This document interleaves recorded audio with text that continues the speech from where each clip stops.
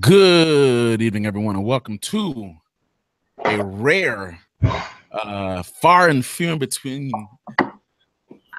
live edition of the Friday Night Hangout. We hadn't gone live in a while, and we thought it was overdue, so we wanted to come on and talk to you guys, especially with the change in weather. Stout season is officially upon us, so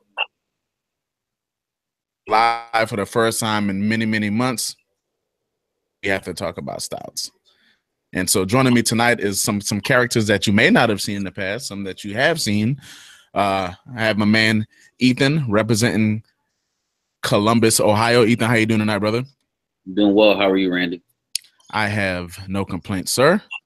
What's up? James, who used to be repping the West Coast, but who is now representing the Midwest. James, how you doing tonight, brother? Doing well. Good to see everybody again. It's been a while. It has been a while. Glad to have you back in the fold, man. Thank you. Marcus, who is not here right now, he went to, I don't know, I guess he went to go take a poop or something. Just kidding. I don't know what Marcus went to do, but he's coming back. And I'm sure you may have seen Hyatt before or may not, but Matt Hyatt representing VA right down the road from me. How you doing tonight, sir? I'm doing well. Thanks for having me back. It's been a while since we've been live, like you said, but I know. Feels good. Hi, yeah, you used to come on live with us a lot, actually. Yeah, back when James used to be around, so it's kind of like a reunion. This ain't your first rodeo. No, but it's good to be back. All right, and I'm Randy, also in Virginia. Hey y'all, how y'all doing? All right, let's start off with Ethan, man. Ethan, what are you drinking? Well, first of all, like I said, we're talking about stouts tonight. We aren't being too specific as it relates to, whether we talk about barrel-aged stouts or whether we talk about just regular stouts or whether we, whatever. We're just talking imperial stouts, Irish stouts, whatever. We're just talking stouts tonight. So everybody's probably just going to talk about what they're drinking. So, James, what are you drinking tonight? Not James. Ethan, what are you drinking tonight, sir? Something from your neck of the woods. Hardywood Ruse 2015 bottle. Actually got from the homie Hyatt. Imperial Milk Stout Asian red wine barrels. So it's my first time having this one. So far, so good. It's warming up. I let it sit for a bit. So that barrel is really good there as far as that red wine, but solid beer so far. I'm going to go out on a limb. And since that's Hardywood Park's stout, I'm going to guess that that's a milk stout. Indeed it is. Why am I not surprised? Hardywood got the milk stout game on lock. They got that niche. They got just the same way how Stone doesn't make any bones about the fact that primarily they are an IPA brewery and they're gonna hop the hell out of everything. Hardywood Park, they have other offerings, but without their bread and butter is their milk stouts. They started with just the gingerbread stout. And now they have the gingerbread stout plus an additional 6 variants. Marcus and Hyatt, y'all can probably help me out. Tell me what I'm missing, rather, right? Regular GBS, you got Double Bear GBS. Marcus, you got regular GBS, which is their gingerbread stout, which is basically their base imperial milk stout with gingerbread spices. Then you have bourbon aged GBS, so that's in a bourbon barrel. Then you have Double Barrel, which I believe is rum and bourbon. This is the first year for Double Barrel. Correct. Then you have Apple Brandy. So Apple Brandy GBS. Christmas Morning. Is that one this year? So that's GBS conditioned on coffee.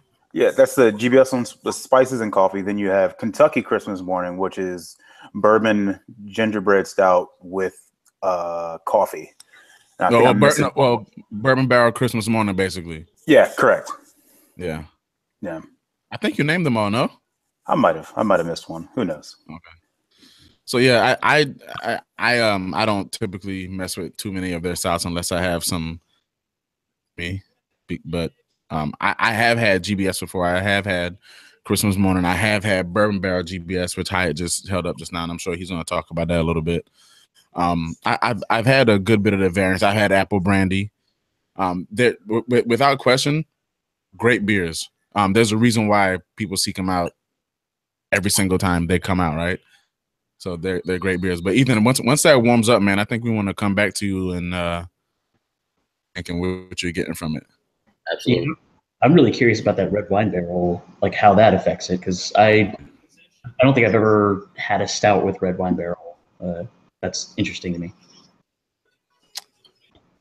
I don't think I have either, James. I've had a double, and I've had double, and I think I've had a quad in a red wine barrel, but I don't think I've ever had a stout in a red wine barrel. So that's Hey, Randy, we can change that on Sunday morning. Sunday Bring your morning. lactate. Well, Sunday afternoon. Take your lactate. I will bring my lactate. Yeah, so I think one of the delicious, I wouldn't say one of the like top beers that I had last year was the Mexican Cake red wine barrel, which was fantastic.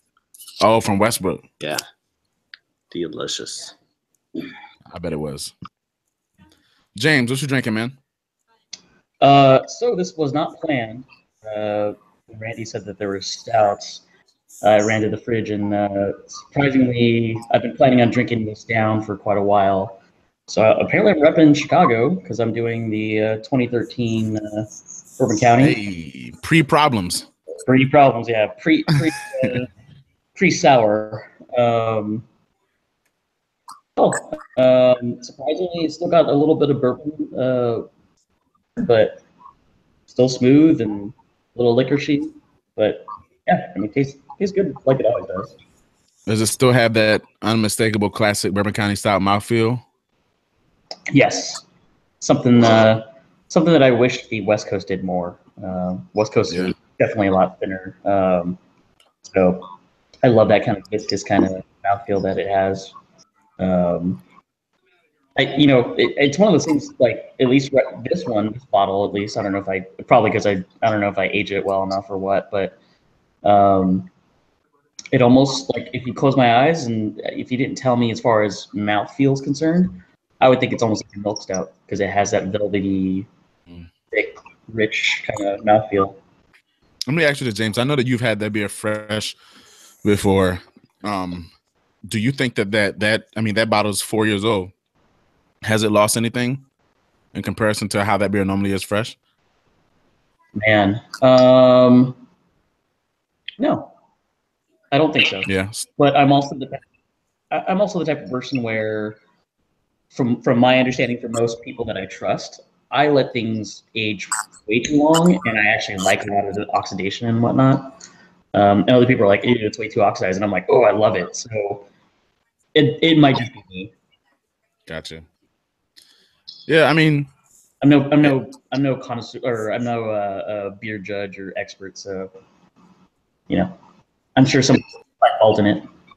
In addition to it being stout season and stout time of year, it's also the time of year for hypocrites to come out, because I can guarantee you next Friday a bunch of people who don't really get down with they're gonna be in line buying Bourbon County stouts and its variants. Yep, I'm sure. Y'all have any thoughts on that? Is it hypocritical?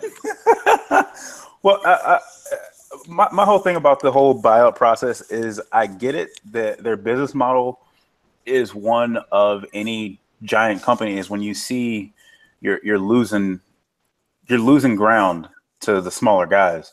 So the best business model is to buy them out, and then if it was me, I'd buy out the smaller guys and just increase their footprint. I would keep the same people, keep the same process. Hey, we're not here to take over. We're not here to do this. Just keep doing what you're doing, but here's more money. So, okay, you can instead of having a 4-barrel system, you guys can brew on a 15-barrel system. Okay, you had a 15-barrel system. Now you can distribute instead of just being on the East Coast. We can get you out to California. We can get you to the Midwest. We can develop you in more markets. That's what I would do, but it seems like they're not necessarily doing that, because the first year that InBev had Goose Island, you had all those problems with the infections and this and that. That wasn't the first year. Was that not the first year? First year was 2011. Oh, see, that was before I was deep into Goose Island, because I didn't get into like 2012. That's when I started my my vertical. Yeah, the infection issues were 2015. 4 years strong before they had infection issues. Go ahead, James. I was just gonna say, I mean, it's a weird thing in that, in I think as a business, I think they did the right thing. They said pretty much, as far as I know, I could be wrong on this, but they pretty much said, you do your barrel thing and do all that, and we'll just take all the, you know, the base flagship Honkers and 312. Yeah, which, you know, I never drank that when it was. I didn't even know Goose Island existed. But I mean, because what, craft beer? I think 2011 was when I first started drinking, so I wouldn't know the difference in taste change. So some people have said that, you know, they can taste the difference, which they can or can, I don't know. But I think they did the right thing, and they said, hey, you know, because let's be honest, Bourbon County's, you know, the grandfather of most of the barrel aging, and that's what they're known for. So they let them do their thing with that, at least as far as I know. And then they took the other stuff and then just try to distribute, you know, the regular, quote unquote, regular stuff. So as a business, I think they did the right thing. Whether I like it or not, that's a whole other thing. Right. So the thing is, I you know, Marcus, everything you said, right? If I would have sold too had I been given opportunity, right? Oh, it's generational money. And at the same time, understand that there are people who are so passionate about this thing we call craft beer that they would feel some kind of way about it, right? So from the consumer's perspective, like I don't knock them. Well, from the consumer's perspective, more specifically from Randy's soul perspective, I don't knock them for selling. However, I have to give you my money anymore. You know what I mean? You can sell. That's your prerogative. You're well within your rights to do that. But I'm also well within my rights to not support what's not craft beer. And I think that has to be understood. Well, had they sorry to step over, but had they not gone about the tactics that the way they do is when they, you know, they'll pay more money to a grocery store to say, hey, we'll take over this whole section. You know, it's almost like F those craft guys. We'll buy out the tap handles. We'll put, so we have everything of ours on. And I'm always one, like I say it all the time, like a rising tide raises all ships. So if everybody's out there and everybody's doing well, it's a great thing. It's not necessarily like, oh, you know, when you go places, people are like I'm losing my thought process. But like the best thing about like a Bud Light or a Budweiser is that no matter where you go in the world, it's going to taste exactly the same because of the process that they can go through. And if you were saying to me, if you're buying Marcus Green's brewery and this is Green Company Brewing, and you're going to make my process streamlined and it's going to be great every single time, it's like, wow, y'all are taking my product, expanding it to another level, and my great grandson is going to have money because I sold to InBev. Yeah, but that's good for you, but that's not good for other craft brewers. That's only because of the way they do things, because they're strong arm tactics. Well, and also, well, yeah, the shelf space and like you said, the tap handles, right? That's that much less shelf space and tap handles that are dedicated to craft beer, and that sucks. Yeah, I think kind of what you said, Randy. You know, you specified this is what I feel. I think that's something to really emphasize. Is it's a personal choice. You have some person who just wants to drink something that tastes good. They could give a rat's ass about what the business dealings are, or the business practices are, or the ownership, or ingredients. Then you have, you know, your beer nerds who want to do what Marcus is saying, you know, all high tide raises all ships. So, you know, for me personally, you know, what really drew me in about craft beer first, before actually good beer, was I came in when Stone, and you know, this is part of me being the Stone fanboy that I used to be. Stone was doing a crap ton of collaborations, and I hadn't seen many businesses do that. You know, usually it's, I'm a competitor. I'm going to try to do my best to kind of sync you, or not even sync you, but just do my own thing. And whether the intention is marketing or whether it's true altruism, they went and collaborated with people. And I'm sure other breweries did that, but that, you know, my little corner of Southern California, that showed me, because they did so many collaborations in 2011 or 2012 that really appealed to me, that kind of collaborative spirit. So that's why it does matter to me who the owners are and what their business practices are. But that's just me. Yeah, I share that sentiment. I've never had any Bourbon County stout ever. I've never had one at all. So, and I have a fairly good opportunity to commandeer some. So, out of curiosity, I think that I'm gonna get it just to see what the hype is. Here's the thing, though. It's a really good bourbon barrel stout. Right. But anymore, I don't know. It's not the best in the game because so many other cats are making a beer of that same caliber even better that are just as available, right? So Bourbon County Stout was the first. That was the first bourbon barrel aged beer, period. At least in America, well, I don't want to say bourbon barrel aged beer, period. First bourbon barrel aged stout. They were the first to do it. They're the granddaddy. Yes, and they're be said about. I don't want to call them like the. Yeah.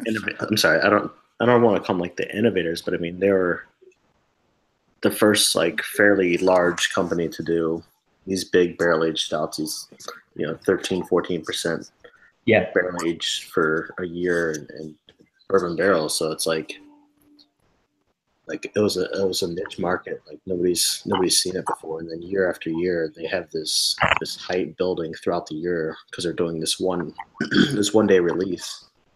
But it's like a super solid beer. I mean, I'm a pretty big fanboy of Bourbon County personally, but like the more it goes to the distro, the more that I'm chasing it. I have a better opportunity to acquire the bottles.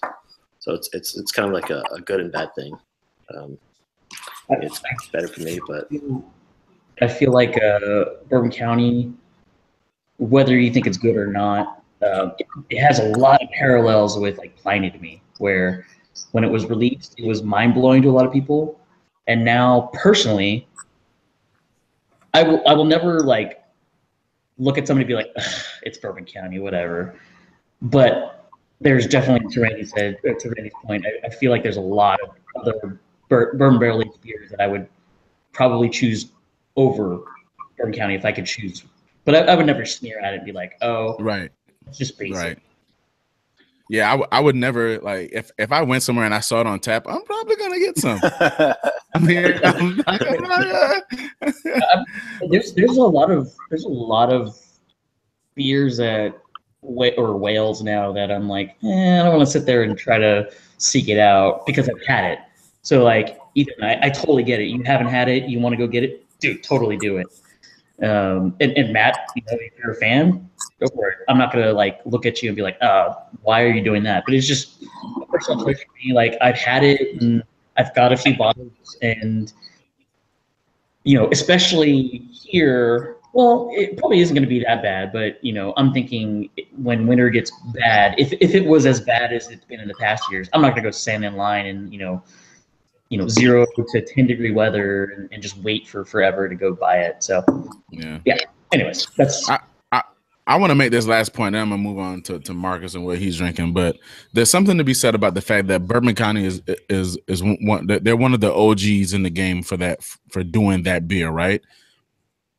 They've still been able to remain relevant. There's something to be said about the fact that people talk about this beer on trying to go cop it on Black Friday, it and its variants, and they are like the OGs of doing this bourbon barrel aged style thing. So that's a testament to the fact that they can brew and gotta be recognized just the same way I recognize that Budweiser, albeit a beer that doesn't, it's of the style, and it's a very difficult beer to make. So Marcus, what you drinking? I'm drinking from Soul Artisan Ales, Artistry and Alchemy. It's from the home of the Easton Assassin, my man Larry Holmes. It's an Imperial Maple Stout, 9.1%. It is disappointing. Oh wow! It's okay. It's got like some chocolate malt to it. It's got a little bit of roast. I'm not picking up the maple. I'm not slamming them or anything. This is the first beer I've ever had from them, but it's not gonna be like, ooh, next time I'm in Easton, I'm gonna go search them out. Like, it's fine. If I was there and I got it, I'd be like, hey, this beer is worth having. But I mean, I got it for free, so and it was the first stout I saw, so I'll take it. Free 99. So where are they from again? You said Easton, Pennsylvania. Oh, Easton, Pennsylvania. Okay. Home of Larry Holmes. No, you're thinking of that's the Louisville Slugger. That's Louisville. No. Easton. Oh, Easton, the metal old school, Little League. I'm not sure. I'm not sure. Maybe it sounds about right. I mean, they have the Little League World Series in Williamsport, Easton baseball, Pennsylvania. Anyway, I don't know. Don't get there's no maple in it whatsoever. Like not. I have no idea. Like I said, I mean, when you get it for free, I mean, you really don't ask questions. Right. But I think it's also oxidized because I'm looking at like the cap itself, and I'm looking at, the where it was on the bottle, and there's definitely some rust. So it's definitely oxidized, but I don't know. I mean, I'm glad I tried it. At least that way, I'm trading with somebody like, oh, I got this Artisan Alchemy. I'm like, oh, it's a great name, but no thanks. What else you got? Yeah, exactly. Hyatt, Sir, what's in thine chalice? So I kind of jumped to conclusion or jumped the gun on selecting bottle. Picked out what I thought was 4 stouts, chose one, and it's not a stout. So, but we're pretty close. Got a little morning wood, which is a 13% porter. It's kind of stout. That's a stout. Ish. I mean, it doesn't have the mouthfeel of a stout. It's a little thin. I mean, I don't know if you can really see it, but the pour is pretty thin. But as soon as I cracked it, it's maple jumped right out. So it is a imperial porter aged in barrels with coffee, maple syrup, and natural flavors, whatever the natural flavors are. But it's their take on maple bacon coffee porter, which is just their barrel aged version. Maple bacon was ridiculous. Yeah. And so, but I'll say this, man. Those guys are. I know we talk a lot about Answer and the andled stouts and all that stuff, but like aside from doing andled stouts, Buddha, they're kind of like the masters of adjuncts, man, because they can put some flavors in some of them stouts that are out of sight, man. Like they're snowed in or Last Buffalo in the Park. And then don't they have one called like Bonita? They got a brown ale called Bonita app. Bonita, Muy Bonita or Muy Bonita. Yeah, Bonita Applebum. You got it going on. I got tribe on my mind. But yeah, they make some killer stouts down there. Too bad. Didn't they sell out recently? Yeah, they did. They were the last major, I believe, to major craft. I mean, as far as like what people seek out. I think that was September, I believe. I did not know that. Yeah. Surprise. I'll pull one out for you, Randy. Yeah, I think someone kind of alluded to the fact that they were seeing Funky Buddha bottles in like 7-Elevens and such. So the writing was on the wall. But I mean, I'll say this. I called Funky Buddha selling like a year and a half ago. I'm just saying. I'm gonna throw it out there. I'm not saying that I'm clairvoyant, but I called it like a year and a half before it happened. I felt it. And I'll tell y'all who I think the others are. I think there are at least Does one of them make GBS? Is that what you're saying? I'm gonna tell y'all, and I'm gonna tell y'all once we get off air who I think is next. Yeah, it's two of them. It's two of them that I think are next. Yeah, I got one that I think is a done dilly, just based on what I've seen. Real quick, you know what? Go ahead, James. I was just gonna say, real quick, a funny story is my friend or a couple friends who live in Florida. She sent me a maple bacon stout from Funky Buddha. Literally an hour before they announced that they sold. That's when I got it delivered, and I was like, I was so happy. And then they're like, "Yeah, we're sold." And I was like, "Oh." No. When you got it was craft beer when you got it. That beer Oh, it was. brewed Yeah, when it yeah. was craft. Yeah. It was, but you know, and that's one of those things where I acknowledge I'm that snobby where it's like it felt a little tainted, even though it was definitely before the sale. But even the fact that I felt that way was kind of like, oh, dude, you're being stupid. Yeah. Anyways, So I'm gonna say this. I think so. So Budweiser has made it clear, or Anheuser-Busch has made it clear that they're no longer going to be acquiring breweries, right? I think their craft brewery division is called like the High End or something like that. They're not gonna be acquiring anymore. However, you didn't see Miller Coors come out and make that announcement, so I fully suspect that 10th and Blake, which is their craft arm, some acquisitions. Now that said, I was gonna wait until the after party to share my thoughts, but I don't care because I don't work for these breweries. I'm not in the industry, and it's just my opinion. I think that the two breweries that are going to be next is one of them is Sweetwater out of Atlanta. Mm-hmm. Sweetwater has a massive footprint already, and that would be for a macro brewer it would automatically be instant craft beer and shelf space relevance. So I think Sweetwater is the next one, and after them, I think that Hardywood Park next one. Hardywood Park has a lot of they have some approachable beers. They have some beers that are highly sought after, mainly the whole gingerbread stout lineup, and then they just not just, but they're building their second like a big massive $28 million facility in Gooseland, Virginia. So essentially, they come. Well, there's a mortgage attached to that property, but relatively, I mean, for all intents and purposes, that's going to be an asset that can be counted toward their valuation. So I just feel as if Hardywood Park, man. I mean, as much as a lot of craft heads seek out those gingerbread style variants, I would not be surprised to find out that they, if they sell. Remember, you heard Randy say that Sweetwater and Hardywood Park are next. Especially with that gingerbread stout, it's one of those beers that people that don't drink beer, like my mom, knows nothing about beer. So like when she sees a Miller Lite, she's like, "Marcus, I got you a beer. It's triple hops brewed," and if she gives it to me, I'm like, "Oh, you fell for it." Right. Because marketing is not they're not marketing for me or Matt or for James or Ethan. It's for people that. What about me? No. Okay, go ahead. They don't care about you. They don't care about you. Gotcha. But Go ahead. That's the whole thing of marketing is that, hey, it's GBS, it's Christmas time, it's Thanksgiving. Why not have a gingerbread stout? So people will buy it and be like, hey, we've all been there. Hey, Ethan, I know you like craft beer. I brought you this. Here, have this artistry and alchemy. Why don't you try it? You'll love it. And then you're like, oh, thanks.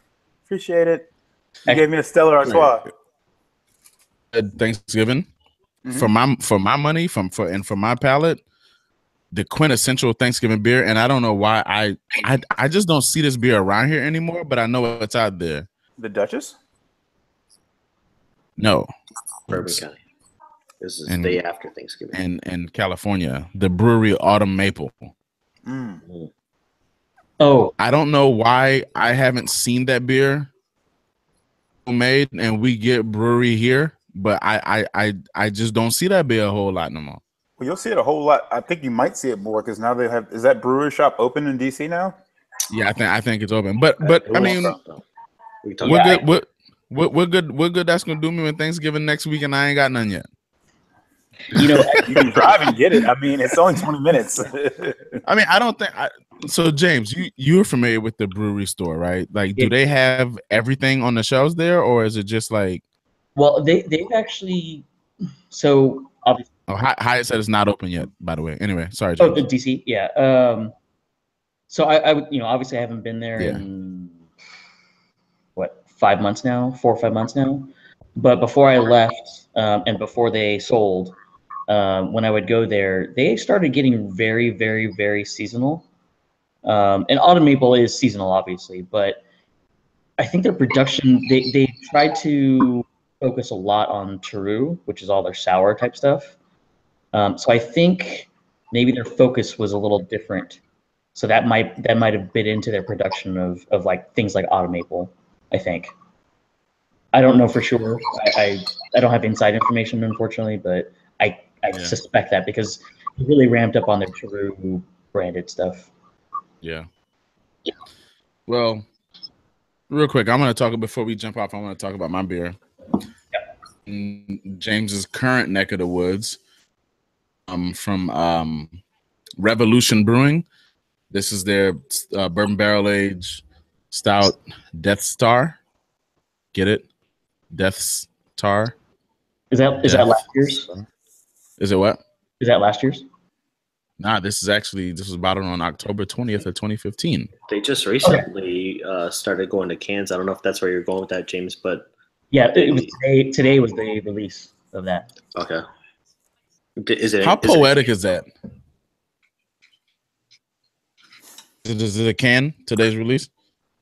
I know they switched to. They were either going to switch to cans or switching to cans today, but all of their Death Star I thought was going cans. I don't know. Like, don't quote me on that, but they are cans. Okay. Their release. There was a dude. I saw photos and videos. A guy just walking with cases and just in a line giving cans out. So, or 4-packs. Oh, this is an 11.4% stout aged in bourbon barrels. It's good. It's good. Like typically when a stout, I always say if a stout's aged in bourbon barrel, it doesn't matter what kind of bourbon barrel it was. They tell the difference, but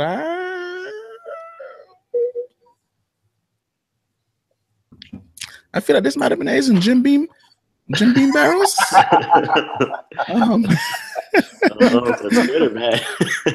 This damn show ain't no Pappy barrels. Is this aging something that was left outside for 3 years? What is this? Putting beer. I wish it had. So it has a little bit of. Let's see if I can get my swirl. There we go. It has a little. Let me stop trying to swirl this beer in my left hand. All right. So it has a little bit of legs on it, but it's not as. I would like to have more body, especially if you swinging for a bourbon barrel aged stout that's 11.4%. This needs to be a meal. Like, I need to chew this bad boy, right? And you can do that without putting lactose in it. Would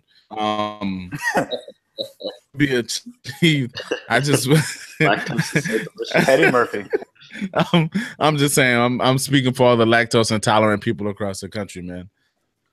Who don't always travel with lactate pills or don't want to make it a point to.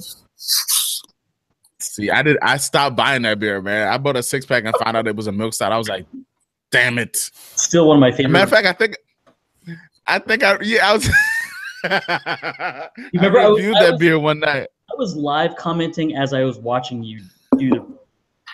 Like, no, Randy, you don't know this is a milk stout. I was reviewing it, and then like 3/4 of the way through the review, I was like, "Oh, no, this is a milk stout." If I recall, you were like, "Wow, it's got that creaminess like a milk stout," and I remember yelling at my computer, going, "It is, Randy!" Because I knew you were lactose intolerant. Randy falls out and land on the floor. Fetal. So, I mean, from a taste perspective, as is expected with a stout, especially a bourbon barrel stout, you can get a lot of roasty characteristics. But this beer has there's like a really tannic quality to it. I don't know if that's from.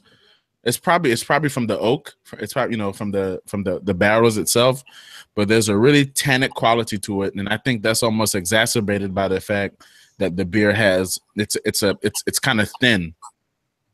The body, for whatever reason, I don't know why I think this, but I feel like that tannicness would be a little subdued, or at least it would have something to compete against. But the tannicness against the what I'm perceiving to be as cheap bourbon, making the beer a little loud. It's not as smooth as I would want it to be. I mean, it's a good beer, but I wouldn't buy it again. Randy, just out of curiosity, when you say the mouth Cheers. feels a little thin, are we talking West Coast thin or just completely more thin than that?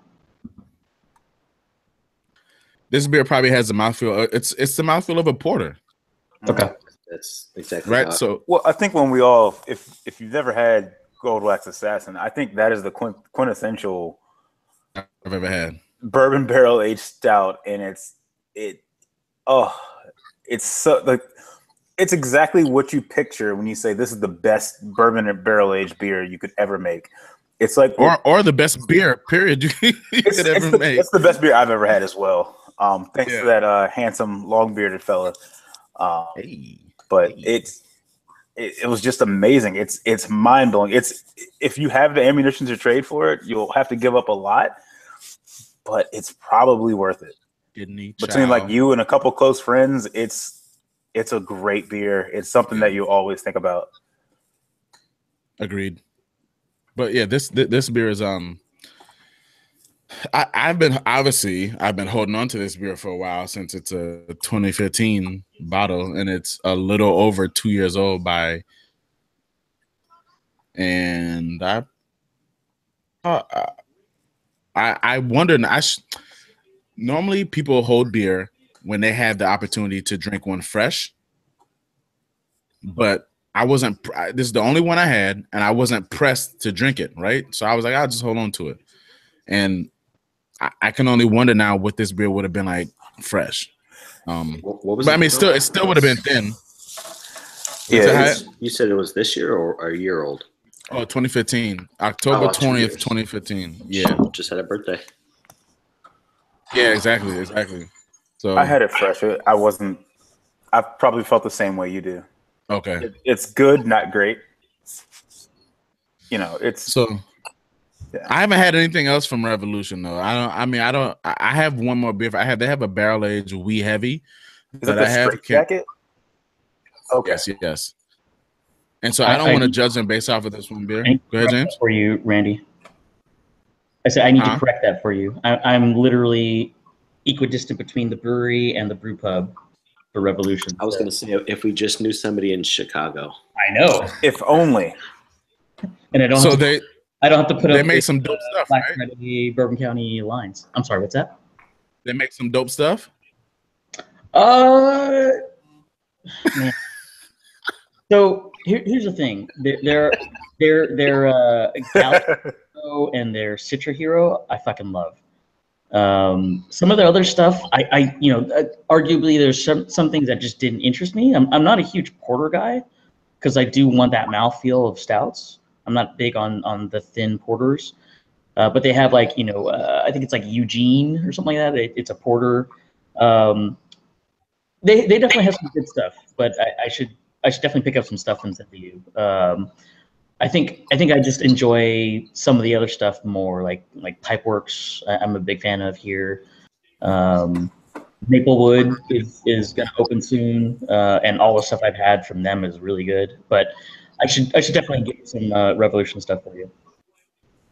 Hey, Citra Hero.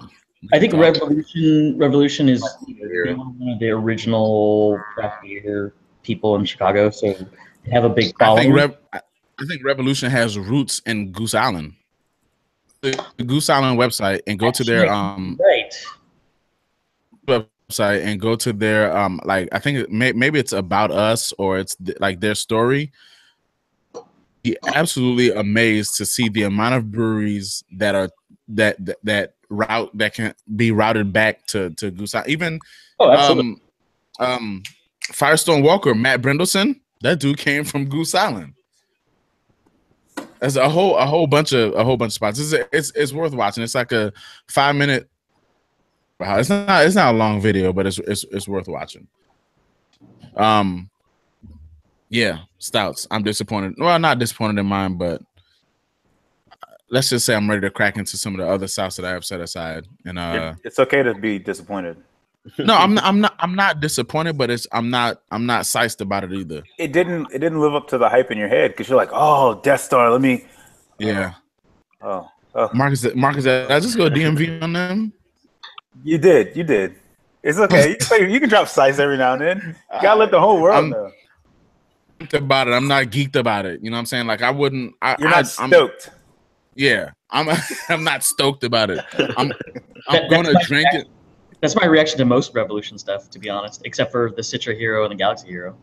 Okay. Are those just different variants of like their anti-hero? Yeah, exactly. Amarilla Hero and Mosaic Hero as well. I think there's 4 or 5 variants of stuff. I love Citra, Galaxy, and Mosaic, and I don't think I've ever had a single hop. You know what? This is an after party conversation. If you're watching the show right now and you want to get in on this on the after party, it's going to be a lot more shenanigans, a lot more profanity, and a lot more fun. I see at the moment we only have 1 viewer, but you know, Dear Dioe. we just having fun. Where is that? Dear Dioe. But our 1 viewer, if you want to come in and join the after party and have a little fun with us and have some, partake in some shenanigans, hit us up on Twitter at CraftBNation, and I will hit you up and I will send you a link to join. Yeah, so we're gonna take off. We're tired of being. This political correctness is killing us right now because of the last few Fridays that we've had on there's been 0 political correctness, and at the moment, Hey. Kevin's joining just as we're about to go off air. But it's Kevin, are you drinking a stout by any chance? I'm actually drinking pale ale. Okay, perfect. So, ladies and gentlemen, Hey, check out Union Craft in Baltimore. Yeah, check. Make sure you check. Hold on. Let me throw the homie some love. Oh yeah. There we go. The fresh UCB hat right there. I love this hat, man. I love this hat right here. So, get to Baltimore. Check out Union Craft Brewing. Kevin's the man. Stuff. Even like if you like IPAs, they got that, but they got everything. But if you really appreciate like some traditionally brewed beer, if you want a dope, and I think it wasn't an amber.